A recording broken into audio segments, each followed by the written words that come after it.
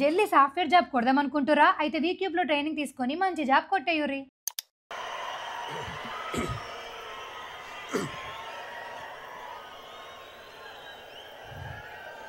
వేదిక పైన ఆసీనులైన మనందరికీ స్ఫూర్తిదాయకమైన నాయకులు, మన గౌరవ ప్రియతమ భారత ప్రధాని నరేంద్ర మోదీ గారికి 5 కోట్ల ప్రజల తరపున, మనందరి తరపున వారికి మనస్ఫూర్తిగా హృదయ నమస్కారాలు తెలియజేసుకుంటూ స్వాగతం పలుకుతున్నాం. వేదిక పైన ఆసీనులైన గౌరవ రాష్ట్ర గవర్నర్ గారికి, అబ్దుల్ నజీర్ గారికి నా హృదయపూర్వక నమస్కారాలు. రాష్ట్రాన్ని ఒక తరం కాదు, ఒక ఎన్నికలు కాదు, 5 సంవత్సరాలుగా ఒక తరం కోసం ఆలోచించే నాయకులు శ్రీ గౌరవ ముఖ్యమంత్రి శ్రీ నారా చంద్రబాబు నాయుడు గారికి హృదయపూర్వక నమస్కారాలు. అలాగే వారి తండ్రి అడుగుజాడల్లో సమర్థవంతంగా అన్ని శాఖల్ని, తనకిచ్చిన అన్ని శాఖల్ని సమర్థవంతంగా నిర్వహిస్తున్న యువ నాయకులు లోకేష్ గారికి నా హృదయపూర్వక నమస్కారాలు. వేదిక పైన ఆసీనులైన కేంద్ర మంత్రివర్యులందరికీ, సహచర మంత్రివర్గ సభ్యులకి, ఇక్కడికి విచ్చేసిన శాసనసభ్యులందరికీ పేరు పేరు నా హృదయపూర్వక నమస్కారాలు. ఇక్కడికి విచ్చేసిన జనసేన నాయకులకి, తెలుగుదేశం నాయకులకి, భారతీయ జనతా పార్టీ నాయకులకి, ప్రతి ఒక్కరికి పేరు పేరున నా హృదయపూర్వక నమస్కారం. ఒకటే ఒక పదంతో పిలుస్తాం, కర్మయోగి. ఏ ఫలితాలు ఆశించకుండా దేశ సేవే పరమావధిగా ఆయన ఆలోచిస్తూ, ఎలాంటి లాభాపేక్ష లేకుండా కేవలం ధర్మాన్ని పట్టుకొని డ్యూటీని, కర్మని ఏమాత్రం ఆశించకుండా చేస్తున్న అలాంటి వ్యక్తి మనం ఈ సమయంలో ఈ తరానికి వారు దిశానిర్దేశం చేసే విధంగా స్థాయిలో ఉండటం మనందరం చేసుకున్న అదృష్టం.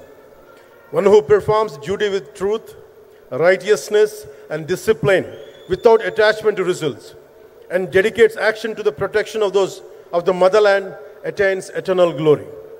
The statement perfectly describes Honorable Prime Minister Shri Narendra Modi ji. Our Honorable Prime Minister Shri Narendra Modi ji is not just leading a government. ఆయన ప్రభుత్వాన్ని ఒకటే నడపట్లేదు, 2 తరాలని నడుపుతూ ఒక ఆల్ఫా రాబోయే ఇప్పుడు పుట్టిన బిడ్డలకి దిశానిర్దేశం చేస్తున్నారు. అలాంటి మన ఆత్మనిర్భర్ భారత్ ఎవరి మీద ఆధారపడకుండా దేశం తలెత్తి చూసేలాగా మేము సేవకులం కాదు, మేము భాగస్వామ్యం వహిస్తాం. మేము దేశానికి, ప్రపంచానికి దిశానిర్దేశం చేస్తాం. భారత్ అగ్రగామి, అంతేగాని కూర్చోబెట్టి చేతులు మడుచుకొని మేము భయపడతా ఉండే దేశం కాదు. తలెత్తుకొని పొగరగా, ఒక దేశపు జెండా ఎంత పొగరుగా ఉంటుందో అంత పొగరుతోటి భారతదేశాన్ని ప్రపంచ పటంలో నిలబెట్టిన మోదీ గారు మనకి ఈ రోజున ఈ కార్యక్రమానికి విచ్చేసి, ప్రత్యేకించి మొన్న గూగుల్లో వచ్చింది, అలాగే ఈ రోజున ముఖ్యంగా దాదాపు 13,000 కోట్ల పైచిలుకుతోటి ఈ రోజున మనకి పెట్టుబడులు వస్తూ ఉన్నాయి. దాంట్లో ప్రత్యేకించి ఉరవకంలో 4,000 కోట్ల రూపాయలు పెట్టుబడి మనకి. ప్రత్యేకించి ఈ రోజున మనకి జిఎస్టీ పన్నులు ఎప్పుడు పెరగడమే తప్ప ఇప్పుడు తగ్గవు. అలాంటి పన్నుల భారాన్ని మనకి మోదీ గారు వచ్చాక దాదాపు ప్రతి కుటుంబానికి సంవత్సరానికి, ఇందాక సోదరు లోకేష్ గారు చెప్పినట్టుగా, ఒక 20,000 రూపాయలు ఆదా చేసుకునే అవకాశం కలుగుతుంది. ఇది జిఎస్టీలో విద్య కానీ వైద్యం ఖర్చులకు భారం నుంచి సామాన్యులకు ఉపశమనం. ఆరోగ్య బీమా, జీవిత బీమాపై జిఎస్టీ పూర్తిగా తొలగించడంతో పాటు వార్షిక ప్రీమియం 3,000 నుంచి 4,000కు తగ్గి అందరికీ ఇది అందుబాటులో ఉంటుంది.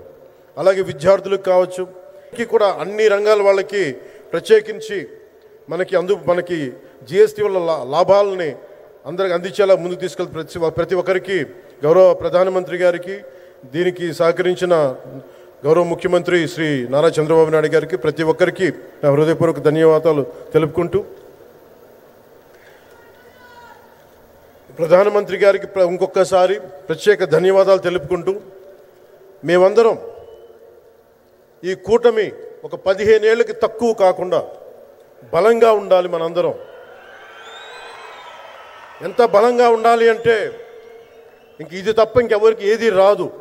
ఇబ్బందులున్నా ఉన్నా తట్టుకొని నిలబడి, ఎందుకంటే ఈ రోజున ప్రధానమంత్రి గారు మనకు వచ్చి అండగా ఉన్నారంటే ఈ పెట్టుబడులను కానీ, ఈ నమ్మకాన్ని కానీ ఎటు మాత్రం సడలించకుండా మేము ముందుకెళ్తామని మీ అందరికీ తెలియజేసుకుంటూ, అందరం సమిష్టిగా పనిచేస్తాం. ప్రధానమంత్రి గారి నాయకత్వంలో గౌరవ ముఖ్యమంత్రి నారా చంద్రబాబు నాయుడు గారి స్ఫూర్తితోటి ఆయన నాయకత్వంతో ముందుకెళ్తాం. మేమందరం మీ ఆకాంక్షల్ని, వచ్చే తరం ఆకాంక్షల్ని ముందుకు తీసుకెళ్తామని తెలియజేసుకుంటూ సెలవు తీసుకున్నాను. జై భారత్, జై హింద్.